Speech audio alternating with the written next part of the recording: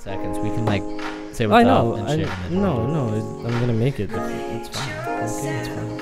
It's fine. It's a good backup. I'm reusing it because I couldn't find another one. Oh, That's right. They won't be mad. Nobody will. I mean, you could. No one will be mad. Picture of my If car. they'll get mad at me. You then could they have get done mad me. You could have It's done. too late. I think could've it's. done I you. think it's a Red Dead Redemption back. That's there. what that is. You could have Might used be. Rick and Morty. That's always a good backup. Well, Rick and Morty has answered everything. Shout out to Justin Roland. You ever want to be on the podcast? Hit me up. no, Teach. Even Dan, you too. Welcome back. Dan Hardman. Welcome back Ooh, to Dan Lay Podcast. We got extra memes in this.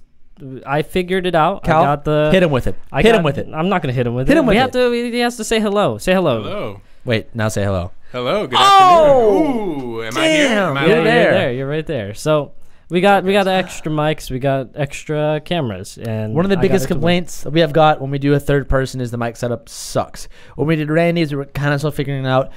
This is our 8th attempt, and I think we're almost there. So hopefully you guys give us some feedback. Go easy on us. We also threw in a second camera, which is so cool. So we're going to be switching from back to forth. So those that are just audio listeners, enjoy the third mic. But if you're a video listener, enjoy the good mics and the second camera. Nice. So good. And also, we got our first sponsor, the first sponsor for this podcast. Congratulations. Thank you.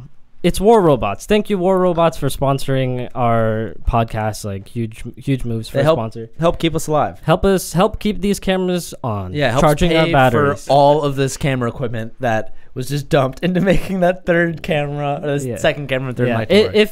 if you guys want to help us out, go download the game War Robots. For those who don't know what this game is, War Robots is an awesome free-to-play 6v6 tactical robot warfare game. I have not personally played War Robots for very long, but as much as I've been playing so far, the game is turning out to be a lot of fun. Woo! And you best believe that I use Fury. Fury is the long-range robot that has 3 different styles of sniper. And believe me when I say, I can easily see myself losing so many hours to this game, since there's a ton of content, such as different maps, different upgrades, and different robots. If I haven't gotten you yet, we also have a link down below and on screen that will get you to download the game, giving you, wait for it, 4 upgraded weapons, 100 gold, 400,000 silver, and last but not least, the Boa robot. Not sure how it plays because I don't have it, so you guys are gonna have to go down in the comments and tell me what's up. Now, I can already hear you guys saying, Calvin, just give us the link already, man, so we can help you out. Alright. I was just trying to give you guys an entertaining ad. If you want to help support us, go visit spawns.org/TJ Hunt. That is spons.org/TJ Hunt on your iPhone or Android device to download this awesome game that you will have fun, play it for hours, and best of all, it's free to play. So thank you so much in advance for showing us your love and support. Well, let's dig into this one. What's the topic today, Tej? What does So- Beckerman have to talk about? Beckerman. Oh, first of all, we have to introduce Beckerman. So Evan Beckerman is a founder of Throttle, but that's all I'm gonna say. Take it away, Bex. What's up, guys? My name is Evan Beckerman. I'm one of the co-founders of Throttle. If you don't know what Throttle is we sell performance parts. We have a really cool car club called Throttle VIP. If you want to check it out, I will make these guys put the link in the description. And yeah, looking forward to chatting with you guys. I know what the topic is, and I have some very strong opinions on it. So Evan it's and I gonna be have fun. Evan and I have briefly scratched the surface on this conversation. So it's interesting to see the different levels of the different ends of the spectrum. Rather, I don't quite know what the topic is. What I was over there running around and with my head cut off on the other side of that door. But what's the topic? Ev, do you wanna open it up? No, I'm gonna let you do it. All right. So the topic for today is it's more of like a would you rather or what do you think's the best? Oh, okay. But it's would you rather? Let's say you have a budget of a 200K. 150K, 250K. Yeah, that's your budget. Okay. For one car. Okay. Would you rather just buy an exotic and have a stock warranted McLaren 570, whatever it is, Argument, yeah. or would you rather buy a you could start like a GTR and buy it for 100 grand and then dump 100 grand into aftermarket modifications to make it gnarly crazy, or buy a BRZ, wide body it, motor swap it, and do a crazy modified car. So would you rather have a crazy modified car, like one of one, and drive that around to be your fun car, or would you rather go the supercar route and pretty much have it be stock, straight out of the box, something straight out of the box with similar performance? I mean, they're going to have the differences, but so question, just to clarify for the people listening, are you saying that you can't modify the exotic at all? So Well, it's like well, a stock, is it like a stock exotic? It's the $200,000. Okay. no, I don't think you can add that, because it has to be a differentiator. because at that like point a stock exotic versus a project car. And just also another thing to clarify, this isn't like a daily driver or anything. This is like a totally you are a 9-to-5 businessman. You have your minivan or your Range Rover with your wife and kids, and this is your weekend. I'm going to Cars and Coffee. I don't know, but that's more where it's so you're not dependent on this car. No, it's like a fun car. Yeah, and in terms of modifying, it's just like any other. You buy a brand new Huracan, the only mods you're going to do to it are maybe the upgraded exhaust you can get from Lamborghini, which is an extra $8K. Mm-hmm. So I don't think we'll go much more beyond getting an exhaust, because I don't. Okay. Realistically, the reality is not there unless you do some crazy UGR kit, which is way out of the realm. So where do you stand then? I guess TJ, where do you stand? Or who's heated first? Who's the most heated among the two of you? Wait, you're in this too. I know. What do you think? What do I think? We'll start with you. You want to start with me? You want to start with me? This is the first time you've heard of this is the first time you've heard this. Yeah. So 200K sitting on the table. What do you do? I would have to. I mean, every time someone, like when we go to car events or car meets, people ask me and say, "What's your dream car?" And I say I'm literally driving it. Mm-hmm. So I sit amongst the party of modifying a car to as the fullest potential that it has. I currently don't have power, but I guess that I would go into that if I had that budget for my BRZ. I think making a personalized something is, and we're saying we're not really modifying the supercar, right? Like, correct. Yeah. No modification. No like mods. Straight off. I mean, like wheels and an exhaust, sure, but like you're not adding more boost. You're not adding a turbo kit. You're not switching out turbos. You're not getting a R8 V10 and putting the twin turbo kit on it. Okay. You're enjoying it so you can go back with your warranty when you need your $6,000 oil change. Okay. Fair enough. Okay, so I know how you feel. I mean, well, besides the maintenance things, I would say that I would be still amongst the because in the modifying realm, when you get that deep into it, it becomes just as bad. Things that are like Heim joints aren't supposed to last, right? Like there's parts in aftermarket parts that aren't OEM spec lasting, right?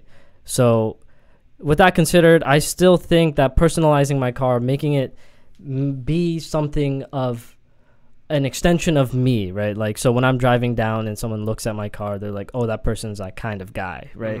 Or whatever they're thinking, right? That's a cool car. I agree with, like, modifying your car is an extension of yourself, right? It's creativity, it's, personality. Even for me, like, the stuff that are flaws, like, I embrace it, like, whatever. It's screwed up. It's got a ding in it. I remember when I slammed my door against this, right? Like, whatever. But... And modifying it is the same way too. Yeah. But for me, and I don't want to cut you off, but for me, picture you're working at McLaren, right? You're an engineer at McLaren. Yeah. You're a huge car guy. Yeah. Or even if you're an engineer at Acura, right? And you're a huge car guy and you're excelling, whatever, you would go into the NSX program, right? To make the best NSX you could. So to me, the people who make the exotics are like the best of the best people, and they are just like one of us. So they're trying to modify something at like the most professional level and make the most modified car that they possibly can. That does, man. I never thought of it that way.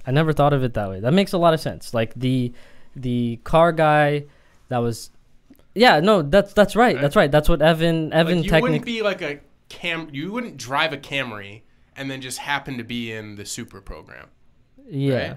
I mean, you might be because You might be. Well, but for yourself, Beckerman, you did tell me that you wanted to get into engineering so you could get somewhere in that space. Mhm. So if you were to have went that way, I'm assuming here that you would have wanted to do what you said, modify a car to the highest level. I would have wanted to. I guess I probably would have been stuck in the Camry department just because it's very, very selective and whatever. Yeah, no, absolutely. But yeah, I mean, for me, it's like, think about the companies that have those cool cars and the people, like, they're not trying to build a car that sucks. They're trying to build a car that is the best performing in the realm. Yeah.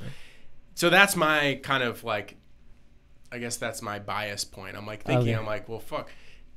You swear on this? Yeah, no, this it's podcast? fine, It's like, it's fine. if you had resources at your fingertips, and I know, Calvin, you're a very inquisitive type person, you would be like, I'm going to make Oh, give me those. crazy, exactly. Give me like, those fittings. I'll put that on the car. Exactly. Right. Or give me like make this line and that's going there. But like you know, that. it's not clear cut. I mean, obviously, No, yeah. Well, there's the there's the corporate that the concept car that you see at SEMA is the vision of those designers, Sure. but then it gets tamed down. Yes. So that kind of sucks. Yeah. TJ, what do you think?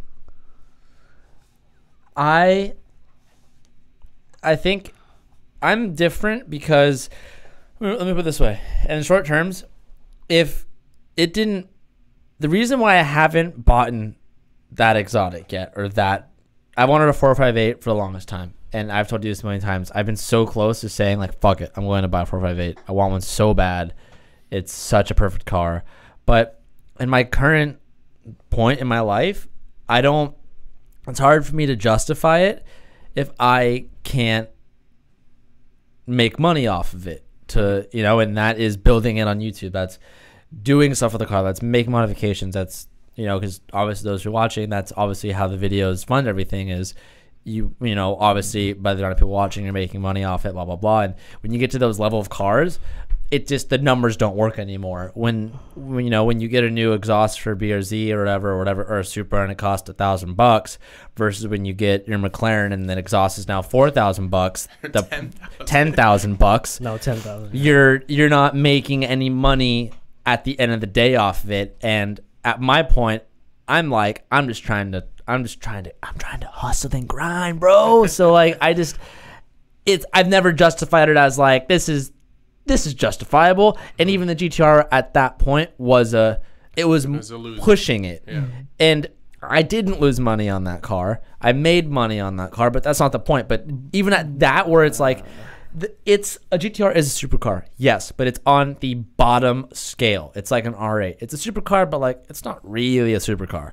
And that car was expensive. One of the main reasons why I got rid of it is because I got to a threshold of where I did all the best bang for your buck, and if I wanted to go farther, it was real man's money. It was like, you're gonna have to drop $30K for a trans, and then now you can upgrade the turbos and upgrade everything else, and it just becomes like, at that point, I didn't see a return of investment, so I was like, and for that reason, I'm out.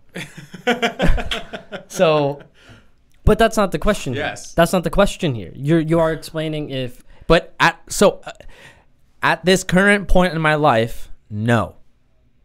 I would rather buy a Supra, a BRZ, or an RX-7 and go crazy on the budget and make it a one-of-one car. But if at one point think it doesn't matter anymore, or let's say I'm retired from YouTube and I'm 33 or whatever, like, yeah, the first thing I'm gonna go do is go buy my brand new Aventador and love every moment of it. It's almost like we need to clarify the question more, because like right now, I 100% agree with you. Like, I'm not at a point where I'm gonna buy a McLaren and just drive it every day to the hunt quarters and just let it sit outside or whatever and not do anything to it and just kind of hang out with it. I'm in the same boat, but like, we're talking if you didn't have to make videos on it. Let's say this is just you buying it. Yeah, exactly. Just you buying it. It's not a business decision. It's not related to business. You already have 75 project cars. This is just like another one in the garage that you don't have to worry about. It's yours, and no one needs to know about it. It's just yours. is an exotic car better than a built modified project car? There's parameters with that. Honestly, my initial thought is like It could be for sure. I would do 1,000 horsepower Supra or something. No, if what you with no parameters, with like nothing else matters, it's just a matter of like, and there's a different threshold that comes with it. It's like two different things. It's like, what more do you like? And right now, with what I've experienced and what I've been dealing with the past 4 years, it would be really nice just to go buy a 458 and beat on it like crazy. Everything's buttoned up. There's no rattles. The stereo is like insanely nice. Everything's cut and clear, and I have a warranty on it, and I don't ever have to worry about if I can take it to Vegas and I know nothing's gonna go wrong with it. You know what I mean? Like, that's the thing. Like, sure. So then, given the new parameters, you say you're on the boat of supercar. Yes, but I feel like this is such a loaded question. It is hard because it's like asking you to give. I'll tell you right now, if you buy 458, you're gonna mod the crap out of it, just like I would, just like Cal. No, yeah, absolutely. Eventually, you'd save and you'd put stuff on it. But I guess we're talking about out of the box, right? You got a 458 out of the box, and TJ's enjoying the aspect that. I think we'd get bored with it. I think all of us would get bored with it. I would get bored if it's not stock. I get bored with if it's not stick. If it's not stick, I think I would get very bored of it very quickly. Yeah, it's hard. It's a really difficult question because I mean, you 100% would get bored of it without question, or you'd be like, oh, it needs to be a little bit lower, or like, what if the wheels would? Your RX-7 will blow the doors off the stock 458. Yeah, for sure. I think no matter what, I'm in the. Given the budget and given that no one's going to see it, I'm of the school still to make a good looking car. I don't necessarily see, you guys are like talking about like a reliability kind of issue. I think my car is technically unreliable since I bottomed out and my diff is leaking, right? That's unreliable, but I don't really touch power. So my cars drive fine and I don't go aggressive wheel fitment. So I get full radius and my car basically drives normally. Albeit slow, but I don't think I would be afraid of my car making it to San Francisco and back without. Well, you did. I did. You did. I did. Yeah. So you actually. I guess it really just depends on like what I don't know. I hate to make it like this. What kind of car guy you are? Like, for me, what makes a car fun and what makes it like put hair on my chest when I drive it is scaring me. If it doesn't scare me, it's not fun. Period. That's my like escape. It's like, I want to be scared when I drive the car. And for you at this point in your life, you don't give a fuck about it. You're like, I don't need that. Yeah, I don't. But for Evan, what do you say? What do you say? Like, given the parameters, why would you pick what you would pick then?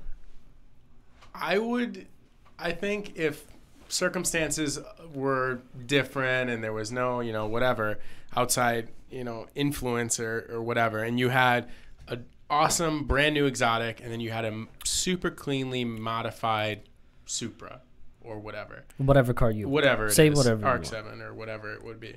Yeah, I would choose the exotic for a couple of reasons. One, because I think that technology is amazing.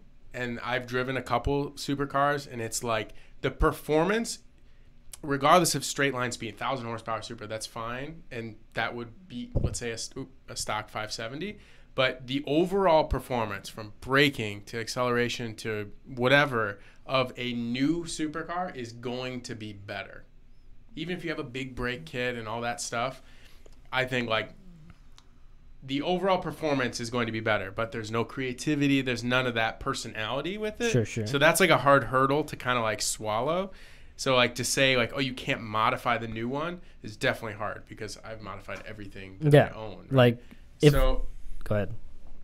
So it's a toss up. I mean, at also at the same time, kind of going back to my original point, the supercars from all the manufacturers, they basically are derived from technology that's created in Formula One, right? Formula One is the pinnacle Formula One technology drives the car the industry. car industry essentially, because it's so high dollar investment from these companies, Mercedes and all these companies. Right now.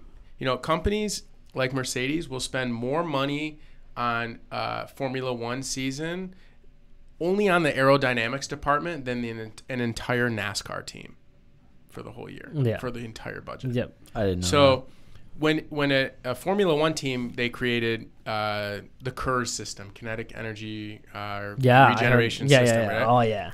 However many years ago, that technology transforms into Hybrid 10 years cars. later what we see in cars.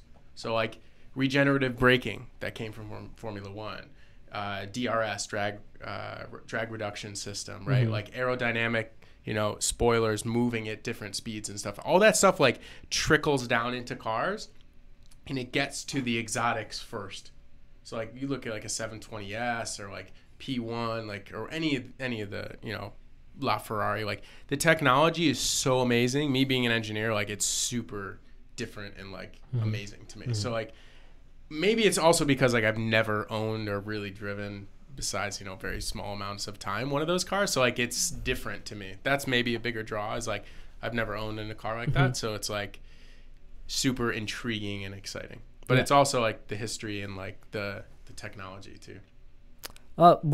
What's that one Ferrari that has the gated? The old ones, like Yeah. F40.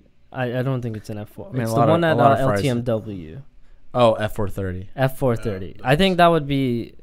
I'm super into like driving the car, right? Like the stick aspect. Like I used to follow a lot on the McLaren few years back. McLaren 12C. The 12C. I used to follow that a lot, and quite a few of the reviews that I would listen to would say that it drives itself. It is so like supercars now are hypercars are so smart that they drive themselves. Like you don't need to worry about anything, right?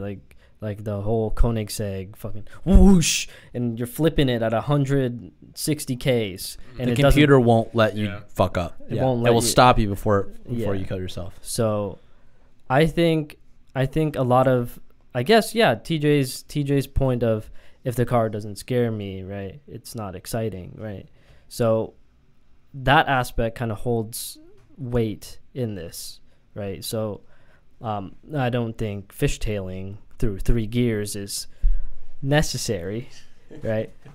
Right? I fishtailed before and it didn't end well for me, so Nice meme. I remember that. Wait, I might need to hear about this. You don't know that story. you don't know this story, but do you want to hear the long or short version?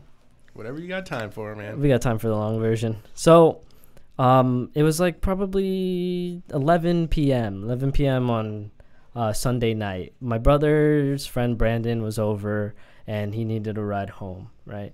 So I drive, TJ knows the road to our school. So it goes down. So our school goes up a hill and then left. You turn left and it goes up more of a hill. But once you pass the school, his mom lives on the right side of the school, right? Relative to the street. So I turned right and then I dropped Brandon off and I'm like, Benedict's like in the back seat of my Beersy because Brandon had to get out. He was in the passenger seat. I come out of the apartment complex. I drive down, and this road, TJ knows exactly what it is. If you look straight, it's a road where there's a crossing for students with no stop sign for anyone. So that's a sketchy road. But I have to turn left to go home back towards the school.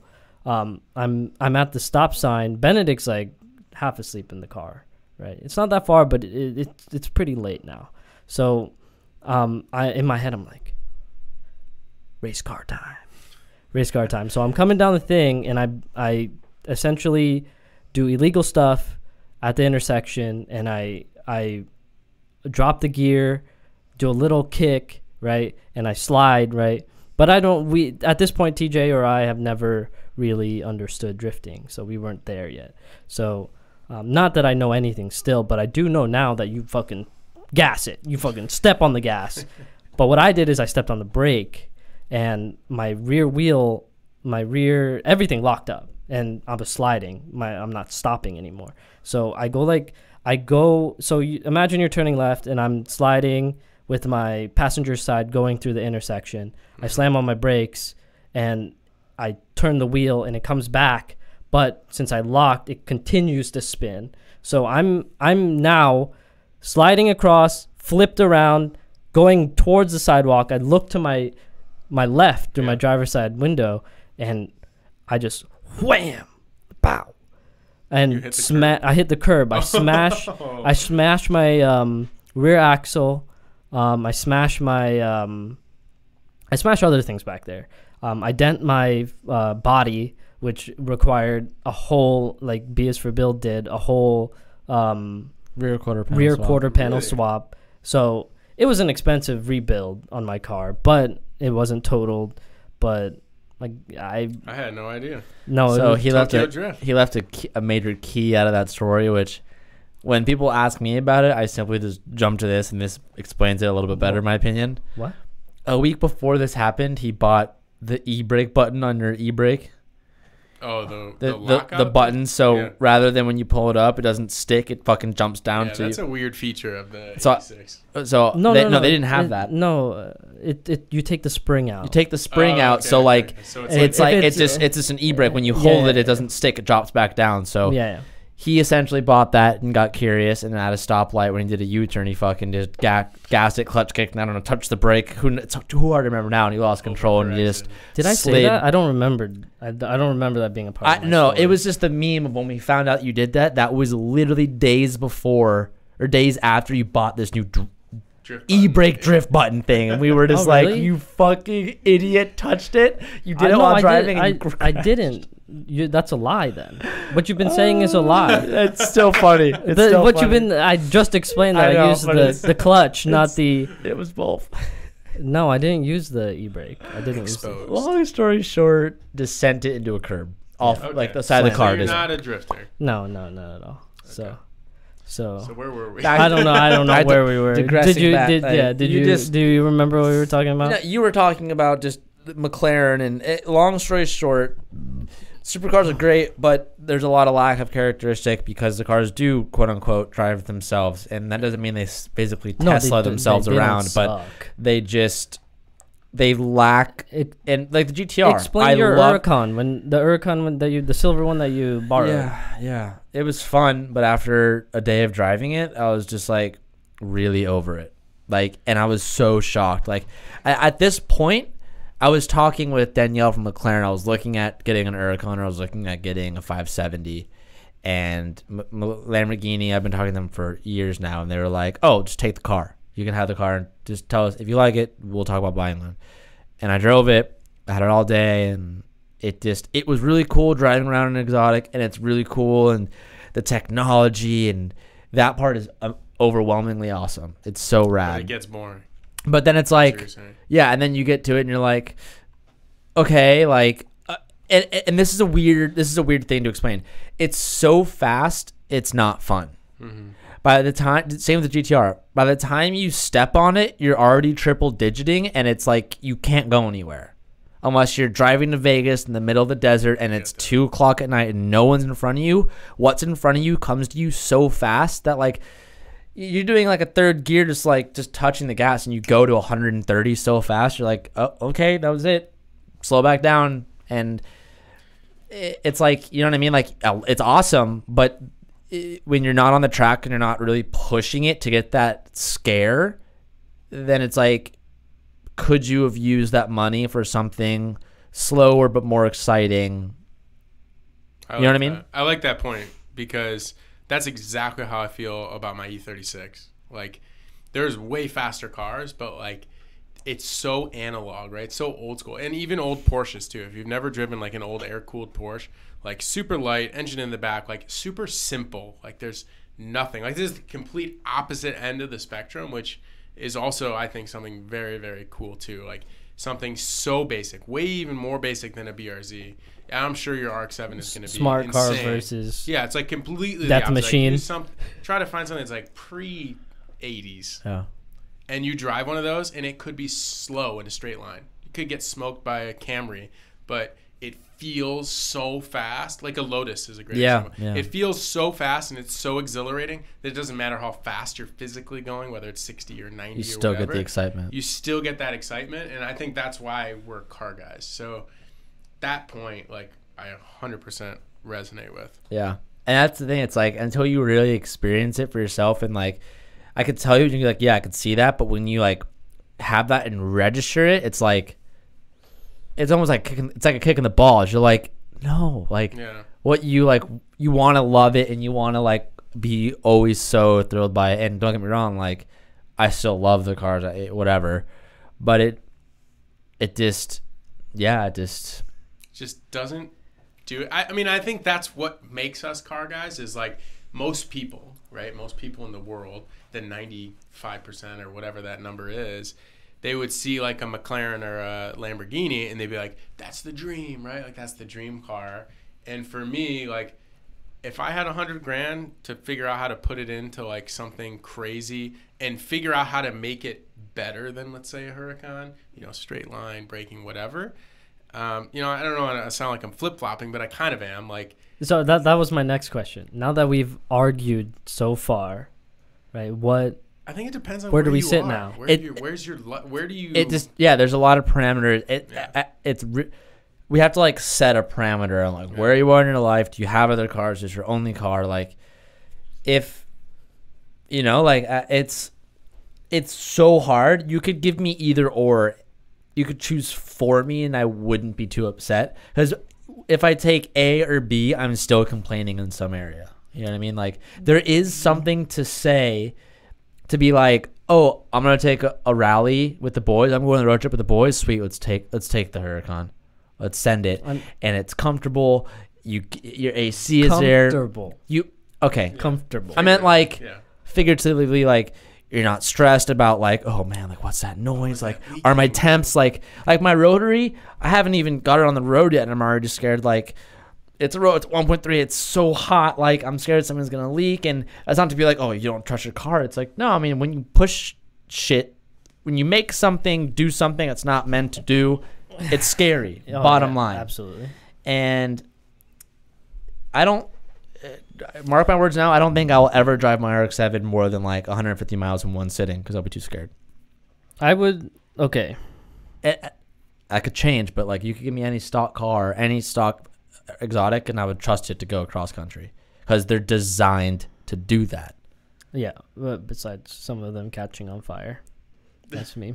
I think those are modified anyway. Yeah, I don't know, man. In conclusion, do we need to have a decision? Or Yeah. No. can it just be like Wait. an open thing? It is an open thing. It is an open thing, but I think the three of us are biased. The three of us are very biased for one reason. We like putting it on our car. If we are the type of person that doesn't want to do anything, that point, actually. If you're a type of person that's like, I don't want to get underneath my car and put an exhaust on. That sounds terrible. Then your mind is made up. That's a good point. You say that TJ said you say that it's the monetary value of like putting stuff on it, but I argue it's the putting stuff on it part.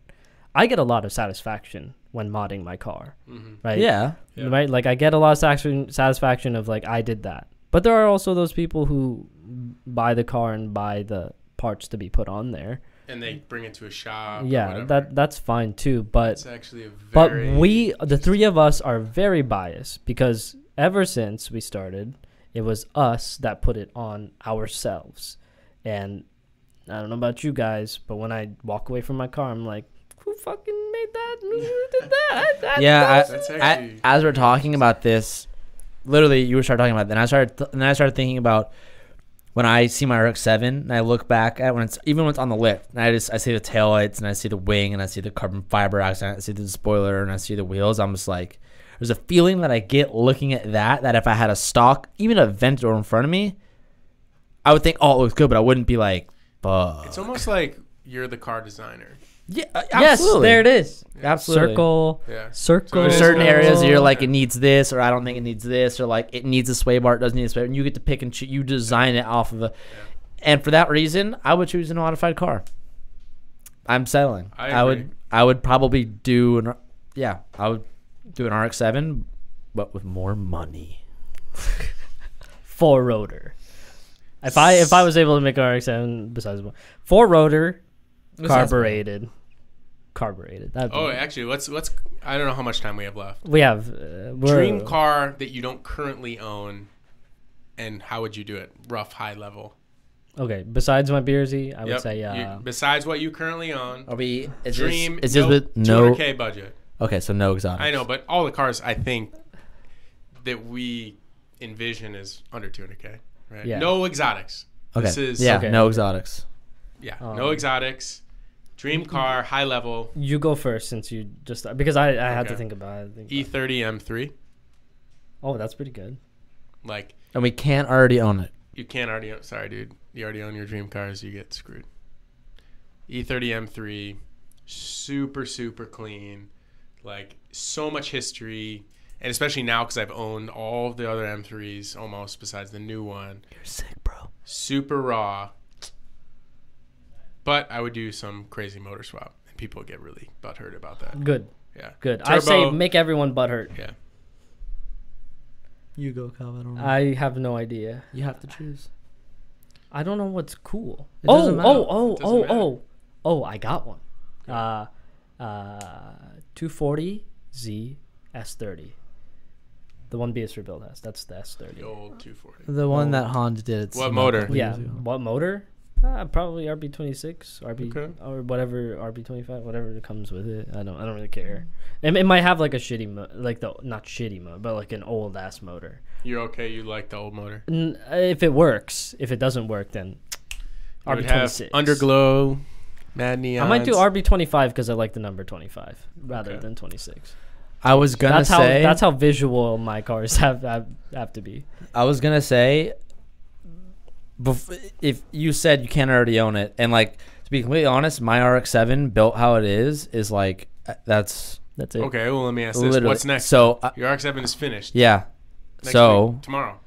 it'd be an R34 V-Spec Nismo That's a good I see. one. That's a good one. RB26. That's a good, oh, R33 is another Start one. planning that that out Um, for 2023. Yeah, Nice it would one, be, but it has to be the V-Spec. Mhm. It's under 200K, and I would Just barely. just barely. I would mod it. dude. for I sure. okay. That's That is a good one. no one said it. I was kind of surprised. I didn't think of I that. think it slipped your mind. R33 is my next one after the GTR. S30. Yeah, not necessarily GTR. I want the rear wheel drive. If I could rear wheel drive swap it, then yeah, sure. But R33 is I like that one because I saw one on That Instagram. could be real. That could be Now. real soon. Very Soon. No, it's official. No, you can get Yeah. it right Yeah, I now could get one. Yeah. for like 15K. Yeah. That's not bad. That's Yeah. not bad. But I guess that's all the time we have for today. Hey, you stole my line. That's my line. Is it? Yeah, I don't it is. watch you, Beckerman. Hey. I don't watch you on YouTube. But that's all the time we have for today. Thank you guys so much for watching. Go follow us on Instagram. Go follow Throttle. Go to their shop. Do their things. They have a good app. They do good work. And Thank you. last thing, thank you to our sponsors. Thank you to our sponsors for today's Thank you, podcast. yeah. Thank you, Thank you, sponsors. sponsor. Keeping the dream alive. Thank you. We will see you guys next time. Thank you so much for watching.